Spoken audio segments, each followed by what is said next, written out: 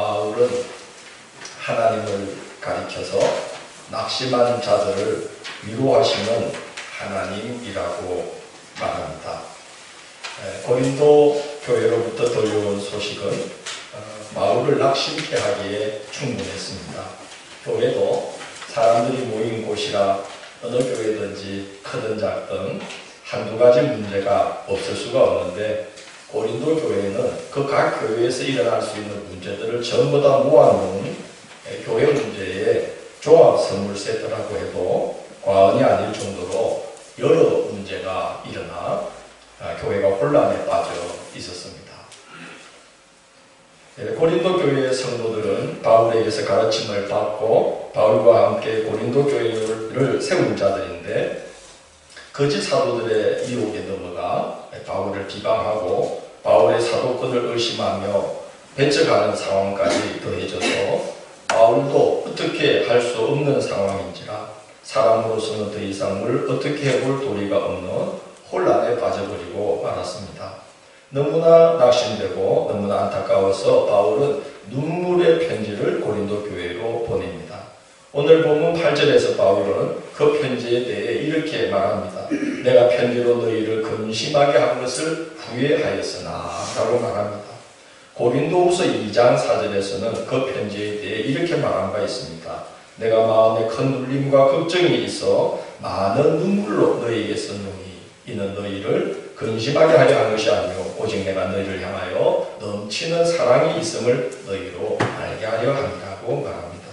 바울은 고린도 교회에 모두 4편의 편지를 쓴 것으로 알려져 있습니다. 첫 번째 편지는 소실되어서 남아있지 않고, 두 번째 편지가 고린도전서이고, 네 번째 편지가 지금 우리가 읽고 있는 고린도후서인데, 그 두 번째와 네 번째 사이, 고린도전서와 고린도후서 사이에 보낸 세 번째 편지가 눈물의 편지라고 합니다. 그 편지도 소실되는 바람에 내용을 자세히 알 수는 없지만 고린도전서와 고린도후서의 내용을 살펴볼 때에 바울이 그 편지를 보내놓고 후회할 정도로 근심했다는 것으로 볼 때에 심한 책망과 경고가 담긴 편지를 보냈을 것이다 라고 보고 있습니다. 막상 편지를 보내고 나니 바울은 후회가 되었습니다.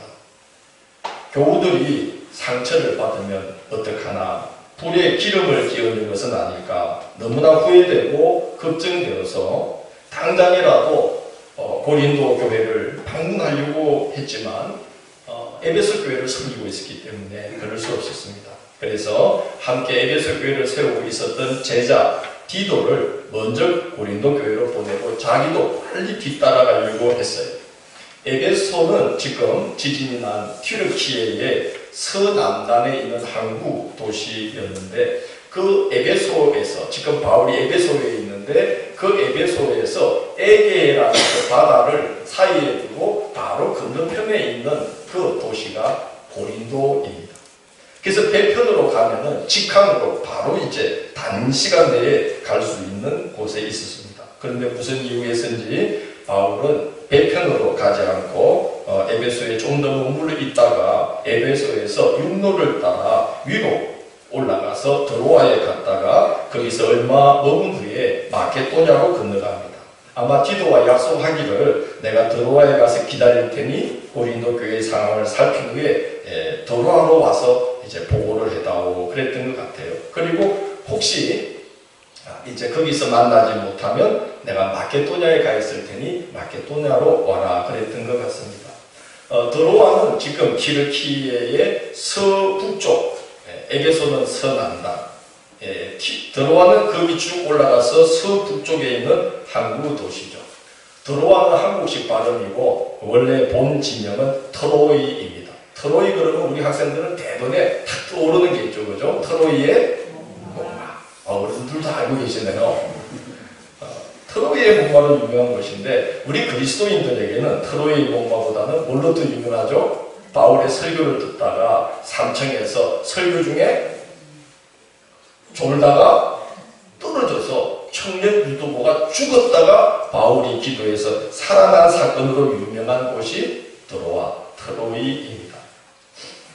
바울이 이제 2차 전도 여행 중에 3차 전도 여행을 마치고 예루살렘으로 돌아가던 중에 드로아에서 이제 이래를 머물면서 그곳 성도들을 만나 말씀을 나누는 중에 그런 일이 일어났던 거죠. 그러니까 드로아에 이미 이제 교회가 세워져 있는 것이에요. 그래서 바울은 에베소에서 이제 서쪽에 있는 해안길을 따라서 바닷길을 따라서 쭉 올라가서 드로아에 가서 그곳 교우들 집에 기거하면서 이제 디도를 기다렸던 것입니다. 그런데 드로아에서 기다려도 디도가 오지 않자 바울은 이제 마케도냐로 건너가서 두 번째 약속 장소인 마케도냐로 건너가 있는 겁니다.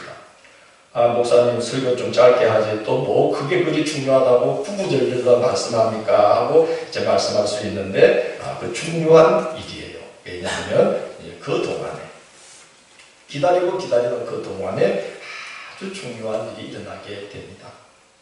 고린도 교회 때문에 바울은 마음이 근심에 눌려 있는데 바울이 이제 마케도냐로 왔다는 소식이 퍼지자 바울의 대적자들이 가만히 있지 않았던 것 같습니다. 2차 전도 여행 때 바울이 마케도냐의 빌립보에서 복음을 전하다가 심한 박해로 이제 데살로니가로 피신한 거 여러분 아시죠? 이번에도 바울이 왔다 그러니까 아이고 바울이 왔다 이 가만두면 안 된다 그래가지고 마케도냐 인근에 대적자들이 모여들어서 심하게 박해를 했던 것 같습니다. 오늘 그 상황이 5절에 이렇게 기록되어 있어요. 우리가 마케도냐에 이르렀을 때에도 우리 육체가 편하지 못하고 사방으로 환난을 당하여 밖으로는 다투며 안으로는 두려움이었노라고 말합니다. 굉장히 힘든 중에 있었어요. 또 마음은 고린도 교회에 가 있죠. 그 교회가 어떻게 되었을까? 디도는 거기서 애를 먹지 않았을까? 큰일 났는데 내가 괜히 편지를 보내어서 지금 기름을 끼얹는 건 아닙니까? 그렇게 바울은 심신이 고달프고 밖으로는 환난을 겪고 안으로는 두려움 가운데 있었는데 디도가 고린도로부터 마케도냐로 온 겁니다. 든든한 일꾼이 돌아왔으니 바울이 얼마나 힘을 얻고 위로가 되었겠습니까? 그런데 하나님께서는 디도만 보내지 않고 디도 편으로 큰 기쁨의 좋은 소식들을 보내주신 겁니다. 디도가 고린도 교회의 상황을 바울에게 보고합니다. 7절은 디도의 보고 내용이에요.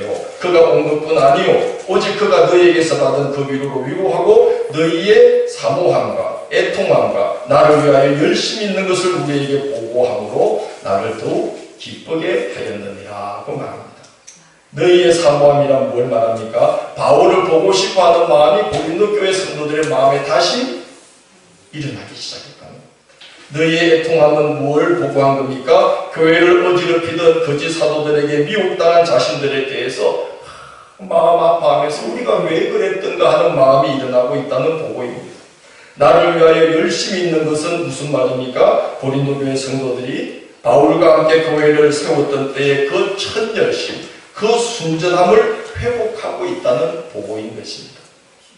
교회가 다시 바로 세워지고 있다는 소식을 듣자 바울은 너무나 기뻤습니다.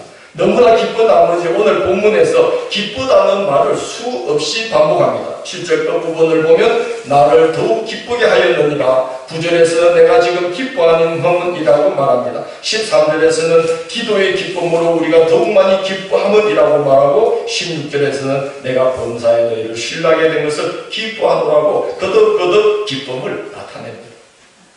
지금 바울은 이렇게 기뻐할 상황이 아니지 않습니까?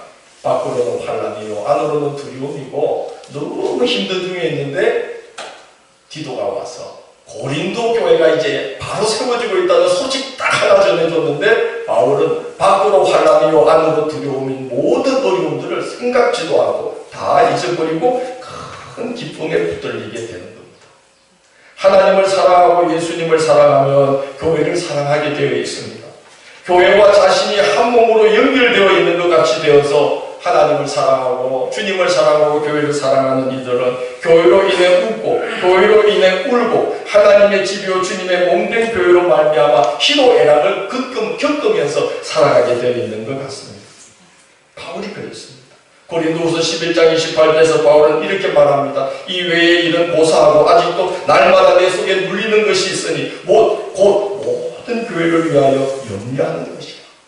이 말은 뭡니까? 바울은 교회 걱정을 늘 머리에 이고 다녔다는 말이에요. 하나님을 사랑하고 주님을 사랑함으로 말미암아 하나님의 집이요 주님의 몸된 교회를 늘 걱정하고 늘 생각하고 늘 머리에 교회를 짊어지고 다니고 있다는 말이에요. 그게 이 말씀인 거예요. 이 외에 있는 고사하고 아직도 날마다 내 속에 눌리는 일이 있으니 곧 모든 교회를 위하여 염려하는 것이라. 그 교회 걱정을 머리에 이고 다닌다는 말이죠. 제가 초등학교 1, 2학년 때 저희 교회가 마산에 무악산이라고 있어요. 여러분 무악산 그러면 뭐가 딱 생각납니까? 무악소주요? 맞아요. 물 좋은 마산에 무악? 아유 다 아시네. 무악소주. 또 물이 좋아서 마산에 몽고 간장이라고 있어요. 몽골인들이 그까지 와서 샘을 팠어요. 그 샘이 쭉 나오는데 3.15 그 담 옆에 있어요. 이렇게 지금도 있어요. 마산에 물이 좋죠. 그 물이 이제 마산에 무악산이라는 성원골에서 내려오는데 성원골 냇가 옆에 논들이 좀 쭉 있어요. 그래 그 논들 곁에 이제 그때 저희 교회가 개척을 하면서 미군 부대에서 얻어온 큰 군역 천막을 거기다 치고 아마 우리 성도님의 논이었던 것 같아요. 뭐 땅이 없으니까 논 거기다가 이제 천막을 치고 교회를 시작했어요. 지금도 기억납니다. 태풍이 불고 나면요 교인들이 저마다 붉은 실하고 큰 대바늘을 가지고 교회로 모였어요. 그때는 집에 전화 있는 집이 거의 없었습니다. 그래서 학교에서 가정 실태 조사라는 걸 하면 집에 가정제품 있는 한국들을 쭉 적어놓고 가루를 쳐놨어요. 집에 그거 있는 사람은 동그라미 치라는 거예요. 그래서 에어컨 냉장고는 치면은 표가 당장 나니까 그 동그라미 치면 안 돼요. 근데 남들이 있을 만한 거는 다 치는데 이제 뭐 전화기는 없지만 동그라미 치는 거예요. 그것까지 안 치면 너무 가난하게 표나니까. 어른들은 다 아실걸요? 가정 실태 조사가 동그라미입니다. 전화 있는 집이 거의 없었어요. 그래서 서로 뭐 지금 교회가 천막이 무너졌는데 빨리 모이시오 할 수가 없어요. 그런데 태풍이 딱 끝나서 가보면 다 와 있어요. 손에 굵은 실하고 대반을 들고 와서 그 태풍에 찢어진 군용 천막을 얼마나 군용 천막이 두꺼운 줄 압니까?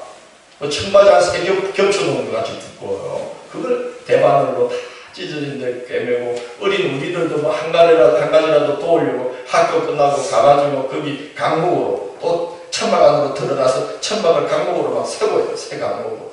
그래서 강목이 한 6개는 들어가야 그게 섭니다. 그렇게 해서 이제 천막교회를 다시 이렇게 세우려고 했던 기억들이 납니다. 교회를 자기 집처럼 아끼고 돌봤던 시절이 우리 한국교회 역사 중에 있었습니다. 천막 짓고 새 강목을 여러 개 세워서 천막을 다시 일으켜 세우고 나면은 마치 우리 집을 세운 것처럼 뿌듯하고 기뻐서 서로 인사하고 이제 집으로 돌아갔던 기억이 납니다.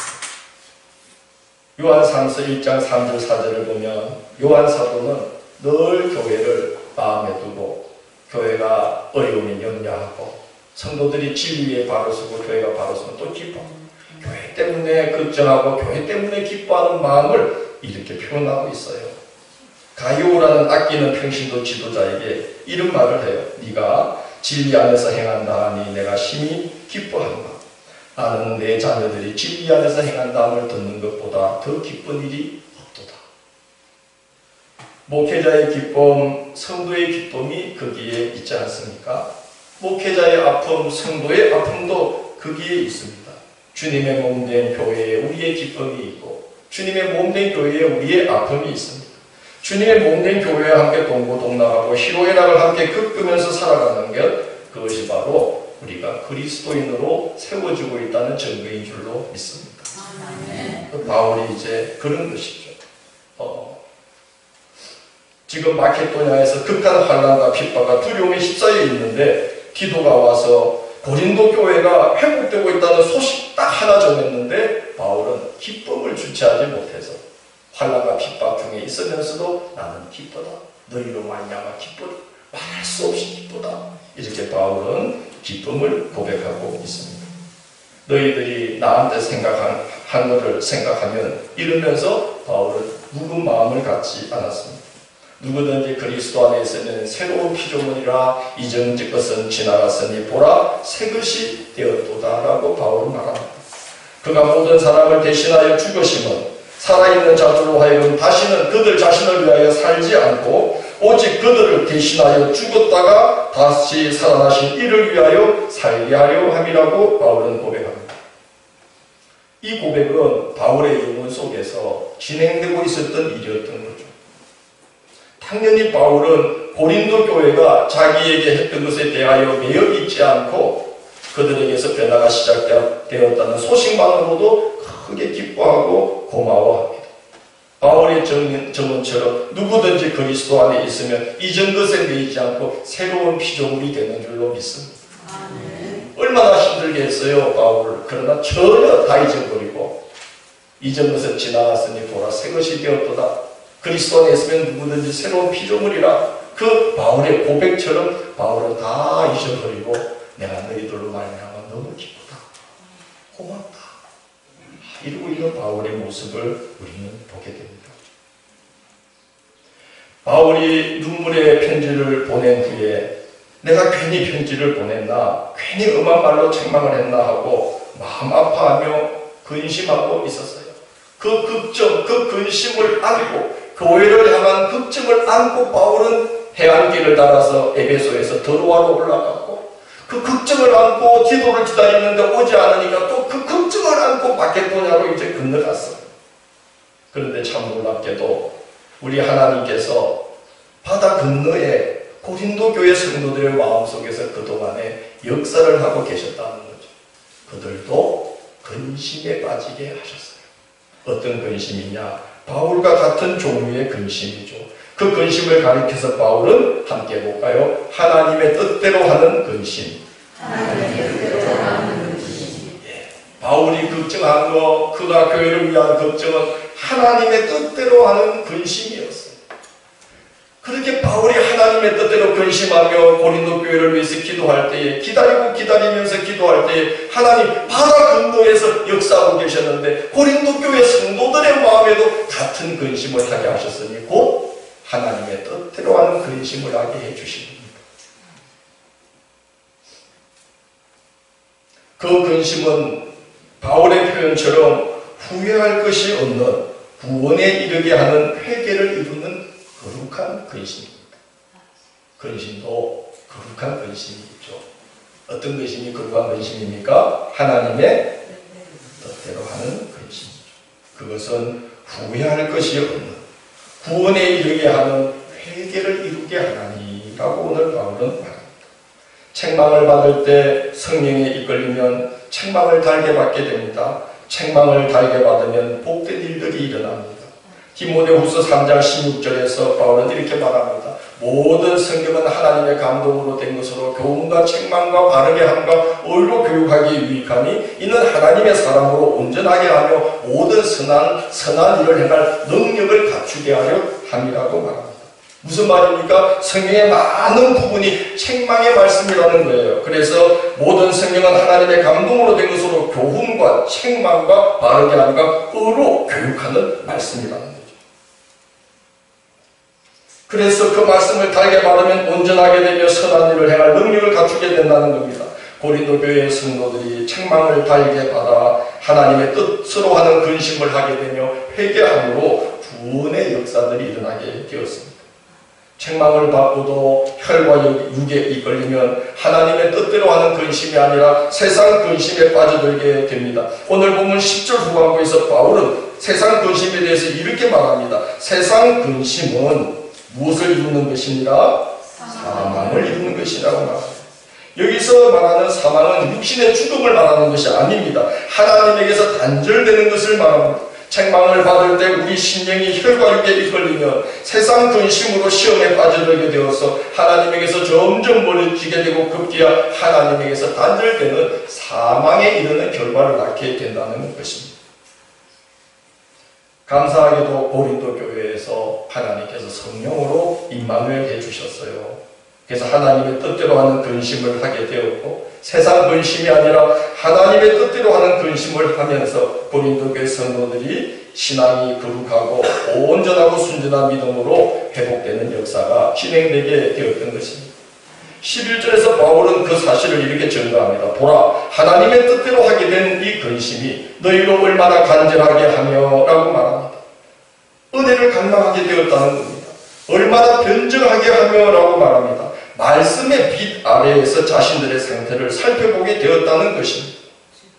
얼마나 분하게 하며 라고 말합니다. 교회를 어지럽힌 거짓 사도들과 순회 설교가들에 대해서, 그리고 그들에게 미혹당한 자기 자신들을 이제 돌아보면서 정말 통분하며 회개하게 되었다는 겁니다. 얼마나 두렵게 하며 라고 말합니다. 하나님을 경외하고 바울을 존중하는 마음을 회복했다는 겁니다. 얼마나 사모하게 하며, 이 말은 바울과의 관계가 다시 회복되기를 갈망하게 되었다는 겁니다. 얼마나 열심히 있게 하며 얼마나 벌하게 하였는가, 이 말은 교회를 어지럽혔던 자들을 책망하며 동시에 교회를 바로 세우기 위해서 열심을 내게 되었다는 겁니다. 한마디로 고린도 교회가 다시 회복되기 시작했다는 겁니다.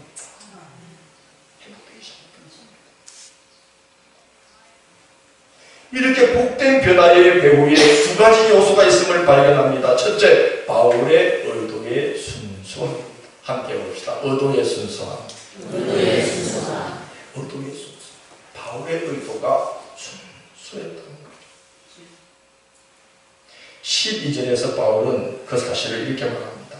내가 너에게 쓴 것은 그 불의를 행한 자를 위한 것도 아니고 그 불의를 당한 자를 위한 것도 아니오, 오직 우리를 위한 너희의 간절함이 하나님 앞에서 너희에게 나타나게 하려 함이로라. 바울이 눈물의 편지로 책망과 엄중한 경고를 한 것은 불의를 행한 자를 정죄하기 위함도 아니오, 불의를 당한 자를 비방하고 욕하기 위함도 아니라 우리를 위한 너희의 간절함이 하나님 앞에서 너희에게 나타나게 하기 위함이었다는 것입니다. 우리를 위한 너희의 간절함은 무엇을 말하는 것일까요? 바울에게 가르침을 받아서 함께 고린도 교회를 세울 때에 바울의 목양에 순종하며 순전한 마음으로 열심을 내던 그 모습, 그 순전함, 그 간절함이 하나님 앞에서 다시 나타나게 되도록 하려고 내가 눈물의 편지로 엄한 책망과 경고를 했다는 겁니다. 바울은 그 의도가 순수했습니다. 하나님의 의도에 그 마음을 맞추었습니다. 고린도후서 7장 3절을 잠깐 한번 보시기 바랍니다. 네, 우리 같이 공부할까요? 고린도후서 7장 3절입니다. 공부합니다. 내가 이 말을 하면서 너희를 정죄하려고 하는 것이 아니라 내가 이전에 말하였거니와 너희가 우리 마음에 있어 함께 죽고 함께 살게 하고자 합니다. 바울이 눈물의 편지를 고린도 교회에 보내서 막 책망과 경고의 말씀을 한 이유는 뭐 하기 위함이 아니고 정죄하려고 한 게 아니다. 너희가 우리 마음에 있어. 이 말은 바울이 고린도 교회를 늘 마음에 품고 있다는 것입니다. 여러분도 한양제일교회를 마음에 품고 있는 줄 믿습니다. 아멘. 이 교회가 우리 마음에 있어. 할렐루야. 아멘. 김성렬 목사가 나의 마음에 있어. 할렐루야. 성도들이 이 김성렬 목사의 마음에 있어. 할렐루야. 믿습니까? 진짜입니다. 내가 이 말을 하는 것은 너희를 정죄하려고 하는 게 아니라 내가 전에도 말했잖니, 너희가 우리 마음에 있어서 너희를 내 마음에 품고 있어서 함께 죽고 함께 살고자 합니다. 내가 너희들을 마음에 품고 있는데 또 계속해서 그 마음을 품고 함께 죽고 함께 살려는 결심으로 기도를 하고 있는데 그 마음을 모르고 대적하고 비방을 일삼고 있으니 너희를 바른 길로 이끌려고 내가 눈물의 편지로 책망과 경고를 하지 않을 수가 없었다는 거죠. 하나님은 그 바울의 마음에 의도의 순수함을 아시고 바울의 마음을 들어주셨어요.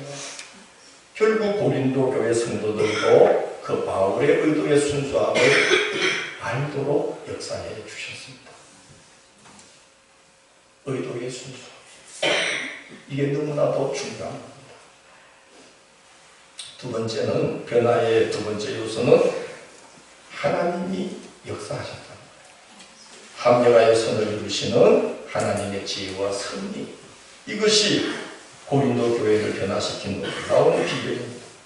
로마서 8장 28절 우리가 너무나 잘 아는 말씀이죠. 함께 해볼까요? 우리가 알거니와 하나님을 사랑하는 자, 그의 뜻대로 부르심을 입은 자들에게는 모든 것이 합력하여 선을 이루느니라. 아멘. 디도를 보내고 바울이 얼마나 염려가 되었겠습니까? 자신이 보낸 편지를 받고 또 내가 우리의 기름을 끼얹는 거 아닙니까? 그런 상황이 될 것이 불보듯 뻔한데 나를 박대하는 이들이 디도는 또 얼마나 박대할까? 디도를 보낸 게 사태를 악화시키는 것이 되지 않을까? 바울의 걱정이 이만저만 아니었을 겁니다. 바울은 기도의 사람인지라 염려가 이만저만이 아닌 만큼 엄청나게 이만저만이 아닌 기도를 드렸을 거라고 저는 믿습니다. 여러분 에베소에서 기도 보내고 그때부터 바울 뭐 했을까요? 기도합니다. 여러분 자식들 객지 보내고 이제 뭐 하요? 끊임없이 기도 뒷바라지. 바울이 기도 보내고 뭐 했겠어요? 기도를 위해 기도하고 고린도 교회를 위해 기도하고 성령이 역사해 주시기를 기도하지 않았을까요? 바울이 에베소에서 그 바닷길을 따라서 도로하러 올라갈 때 뭐 하며 걸었을까요? 뭐 했을까요?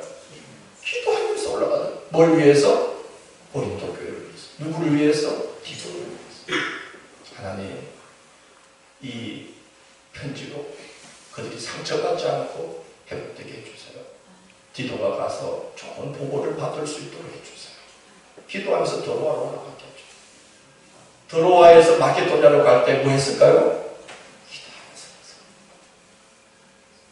바울은 기도의 사람이기 때문에 아마 엄청나게 깊고 강한 기도를 드렸을 겁니다.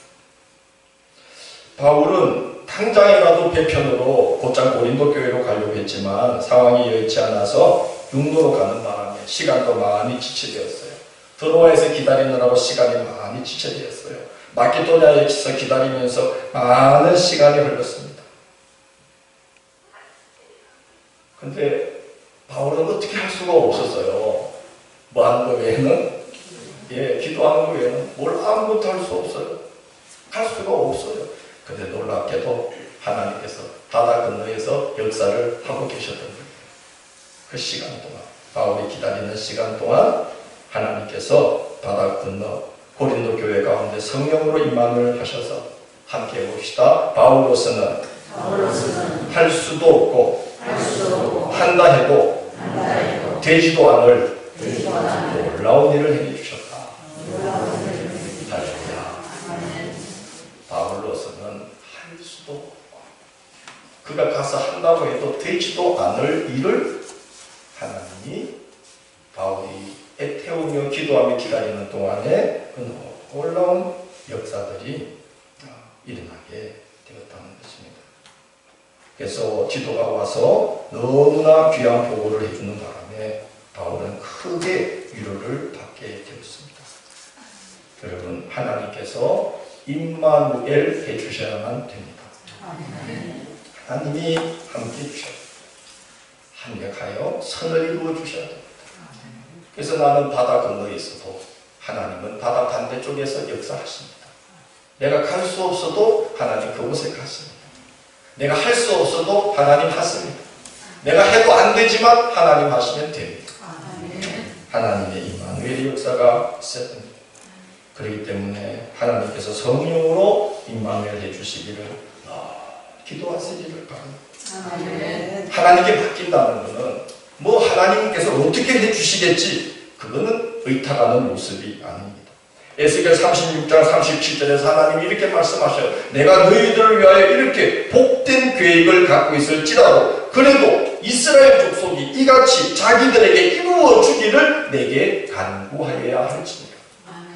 내가 이렇게 복된 계획을 갖고 있어도 이 황폐한 예루살렘으로 하여금 예전에 하나님의 큰 복이 임했을 때처럼 절기 때 사람들로 가득 채워지고 절기 제사를 드릴 짐승떼들로 이 예루살렘 거리가 막 사람과 짐승애들로 가득했던 때처럼 내가 이 도시를 다시 세워줄 테인데 포로 생활에 돌아와서 70년간 버려진 이 땅을 내가 다시 그렇게 복되게 할 텐데 그런 계획이 있을지라도 그래도 이스라엘 족속이 이같이 자기들에게 이루어주기를 내게 구하여야 할지라. 기도로 맡기는 것이 진정한 의탁입니다. 뭐 하나님 다 해주시죠. 어떻게 되겠지. 그건 절대로 맡기는 것이 아닙니다. 하나님께 맡기면 우리로서는 할 수가 없고 한다 해도 되지 않을 일들을 하나님께서 이루어 주십니다.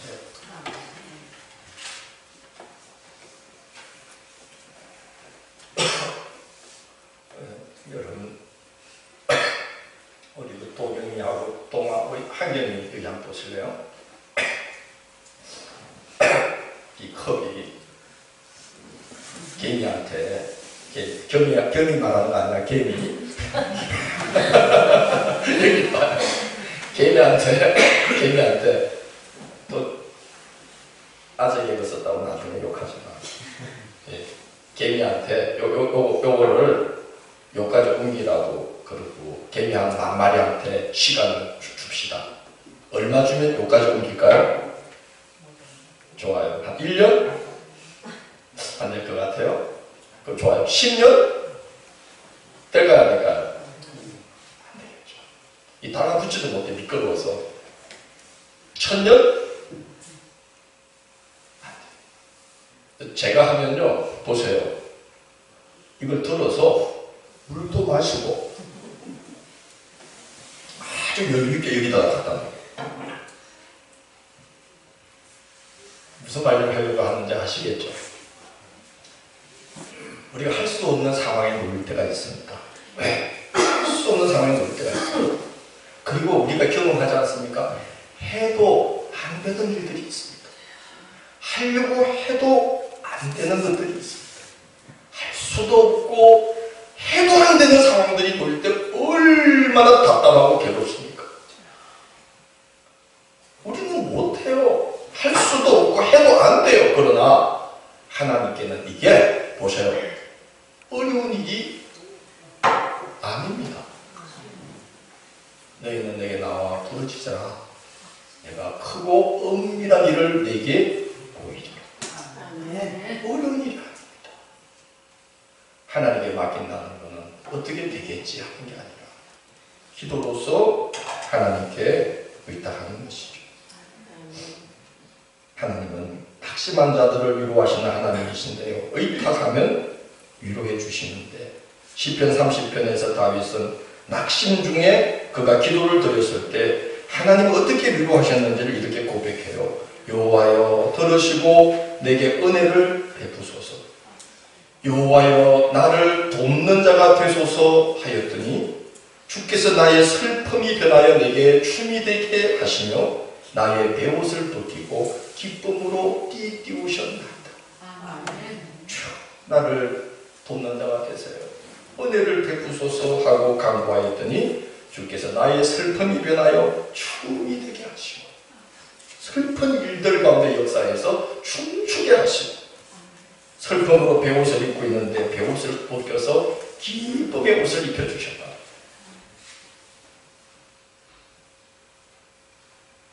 기도를 맡겼더니 그렇게 해주셨다는 겁니다.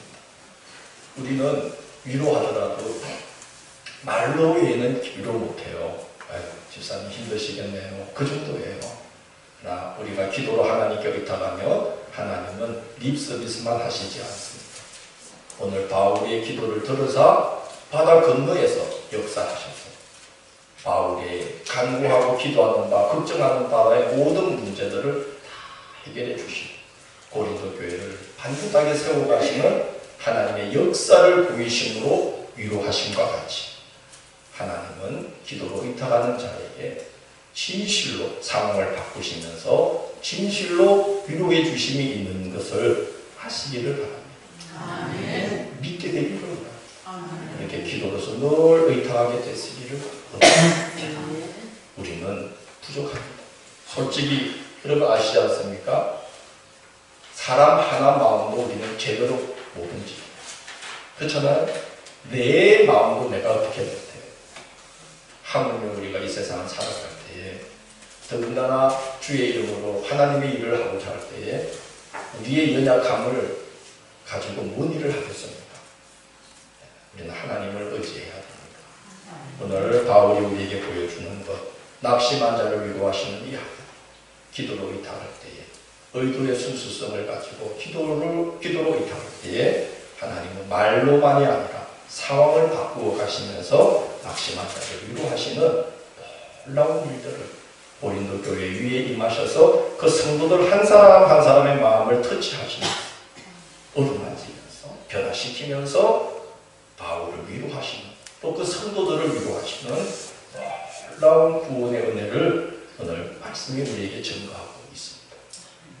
어려운 가운데 기도로 의탁하시고 낙심한 자를 위로하시는 하나님을 경험하며 살아가게 하시기를 주의 이름으로 권면합니다. 아멘.